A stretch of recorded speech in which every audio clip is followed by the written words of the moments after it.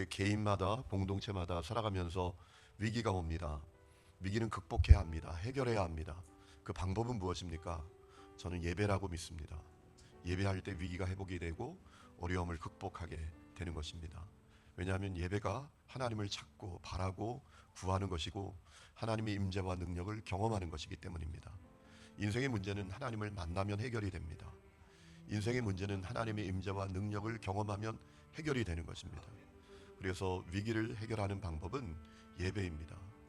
여러분 역대하 7장 14절 말씀을 보면 솔로몬이 성전을 건축한 다음에 하나님께서 뭐라고 말씀하십니까? 이렇게 말씀하셨던 적이 있지요. 내 이름으로 일컫는 내 백성이 그들의 악한 길에서 떠나 스스로 낮추고 기도하여 내 얼굴을 찾으면 내가 하늘에서 듣고 그들의 죄를 사하고 그들의 땅을 고칠지라 라고 했습니다. 하나님을 찾으면 고쳐주신다라는 겁니다.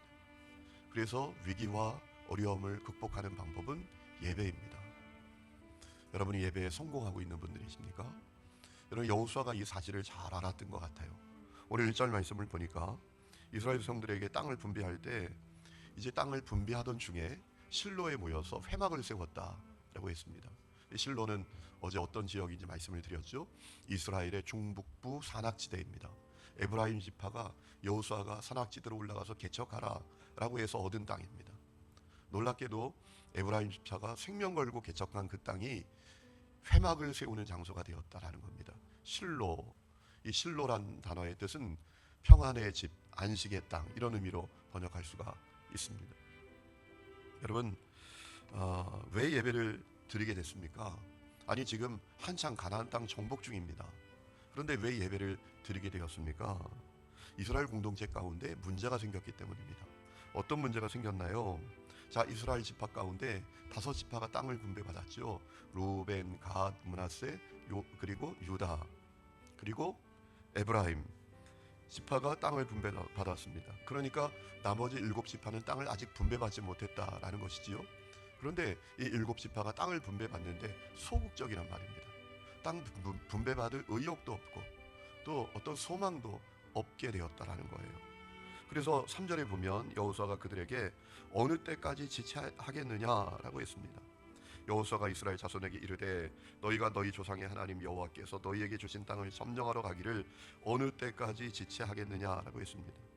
그러니까 7지파가 땅을 분배받는데 아주 소극적인 태도를 갖게 되었다라는 것이죠. 왜 그랬을까요? 아니 벌써 5지파는 땅을 다 분배받는데 7지파는 땅을 분배받지도 못했는데 왜 차일피일 미루고 의욕도 갖지 않고 소극적인 태도를 보였던 걸까요? 아주 중요한 이유가 있습니다. 남의 땅이 척박한 땅이었기 때문입니다. 쉽게 말하면 그저 농사도 짓고 풀도 넉넉한 소위 말해서 강남 땅은 이 5지파가 다 가지고 나머지 땅은 아주 척박한 땅, 산악지대에 불과한 땅, 참 쓸모없는 그런 땅처럼 보이는 땅이었기 때문입니다. 그래서 그들이 의욕을 잃어버린 거예요. 소극적인 태도를 갖게 된 것입니다. 여러분 그들이 가졌던 오해가 있습니다. 땅이 중요한 게 아니라 하나님이 중요합니다. 땅이 중요한 게 아니라 하나님을 믿는 믿음이 중요합니다. 여러분 그것을 우리는 어디에서 볼 수 있습니까? 아브라함과 롯의 경우를 통해서 알 수 있죠. 아브라함과 롯이 애굽에서 돌아왔습니다. 큰 거부가 되었습니다. 그런데 문제가 생깁니다. 아브라함의 종과 롯의 종들이 자꾸 다투는 것입니다. 그때 아브라함이 어떻게 하죠? 롯을 불러서 야 우리가 한 가족인데 이렇게 자꾸 불화를 겪으면 되겠느냐. 너 좋은 땅 먼저 택해라. 네가 좋아하면 내가 우하고 네가 우하면 내가 좋아할게 라고 했어요. 여러분 아브라함은 어떻게 그런 제안을 할 수 있었던 것이지요? 실제로 이 롯이 물이 넉넉하고 참 좋은 땅 소돔 땅을 취하지 않았습니까? 참 예의도 없지요. 아이 무슨 얘기예요. 삼촌부터 좋은 땅 택하셔야죠. 이럴 만도 한데 아주 약은 사람이었어요 롯이. 그래서 물이 넉넉한 소돔 땅을 택했죠. 여러분 아브라함은 어떻게 그런 선택을 했을까요? 그에게 믿음이 있었어요. 아 하나님만 계시면 애굽에 가서도 거부가 될 수 있었구나. 하나님만 계시면 국제 난민 신세가 되어서 기근을 만나서 애굽에 갔지만 거기서도 내가 거부가 될 수 있었지. 하나님이 중요하지 땅이 중요해. 이 믿음이 아브라함에게 있었던 것입니다. 여러분 땅이 중요한 게 아니에요. 하나님이 계신 거예요. 자 이사 신방 가면 꼭 말씀드리는 경우가 있어요. 넓은 집으로 이사가는 성도들이 있거든요. 제가 예전에 저 강남의 어느 집에 신방을 갔더니 집이 100평이더라고요. 100평, 놀라지도 않으시네요. 뭐 100평쯤이야. 여러분, 제가 꼭 그런 집에 신방 가면 전하는 말씀이 있어요. 교만하지 말라. 집이 중요한 게 아니라 주님의 임재가 중요하다. 집이 100평이 넓어도 주님의 임재가 없다면, 다시 말해서 가족들이 주님이 여기 계시지, 이 믿음이 없다면 그 집은 지옥으로 변합니다. 10평에 살아도 주님이 여기 계신다라는 믿음이 있으면 거기 천국이 되지요. 여러분, 아브라함에게 믿음이 있었던 겁니다. 하나님이 중요하다. 믿음이 중요하다. 그래서 그런 결정을 했던 것 아니겠습니까? 그런데 이 이스라엘 7지파는 오해하는 겁니다. 땅이 중요하다고 생각하는 거예요. 그래서 여호수아가 실로에 회막을 세웠다라는 겁니다. 회막을 세웠다라는 게 뭡니까? 성막이잖아요. 하나님 예배하는 곳이잖아요. 예배드렸다라는 것입니다. 왜 예배드렸습니까? 예배할 때 하나님을 만나니까, 하나님의 은혜를 받으니까, 또 하나님의 말씀, 약속을 기억하니까. 여러분, 예배하면서 다시 이 7지파가 주님이 주시는 은혜가 얼마나 큰지, 또 받은 사명이 얼마나 거룩한지를 깨닫기를 원했던 거예요. 여러분, 이스라엘 성들이 가나안 땅 왜 받았죠? 하나님이 이스라엘 성들에게 가나안 땅 왜 주셨죠? 여러분, 그거 아십니까? 아니, 왜 대한민국에게 주시지 않고, 왜 다른 민족에게 주시지 않고 이스라엘 백성들에게 주신 것이지요? 하나님의 주권적인 은혜였다라는 거예요. 믿으십니까? 놀라운 은혜로 주신 것입니다. 그래서 하나님께서 아브라함에게 약속하시지 않습니까?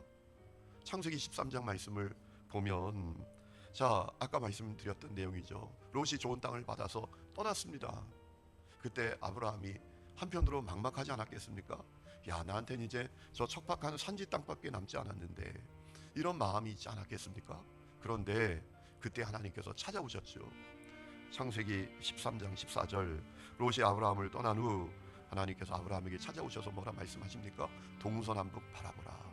보이는 땅을 내가 너 자손에게 주겠다. 저는 이 말씀을 볼 때마다 가슴이 뜁니다. 왜냐하면, 야, 보면 다 준다. 내가 보이는 땅을 너에게 다 준다. 여러분, 가슴이 뛰지 않습니까? 가슴 뛰는 은혜가 있기를 축원합니다. 야, 여러분 생각해 보세요. 하나님이 여러분에게 그런 말씀 주셨다고 생각해 보세요. 보이는 땅, 동서남북 바라봐라. 너 보기만 해도 그 땅 내가 다 준다. 와, 엄청난 말씀이죠. 내 후손을 땅의 티끌처럼 되게 한다. 여러분, 모래를 셀 수 있습니까? 얼마나 놀라운 약속입니까? 여러분, 그래서 이스라엘 성들이 그 땅을, 가나안 땅을 받게 된 겁니다.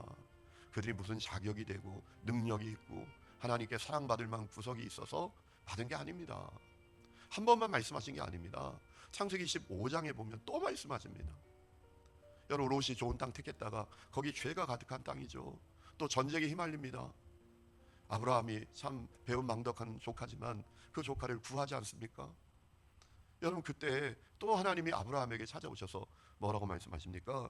창세기 15장 18절, 그날에 여호와께서 아브라함과 더불어 언약을 세워 이르시되 내가 이 땅을 애굽 강에서부터 그 큰 강 유프라테스 강까지 너의 자손에게 준다라고 하셨어요. 여러분, 유프라테스 강이 어디입니까? 저 이라크 오른쪽에 있는 아주 큰 강 아닙니까? 거기부터 여기까지 다 준다. 또 약속하셨습니다.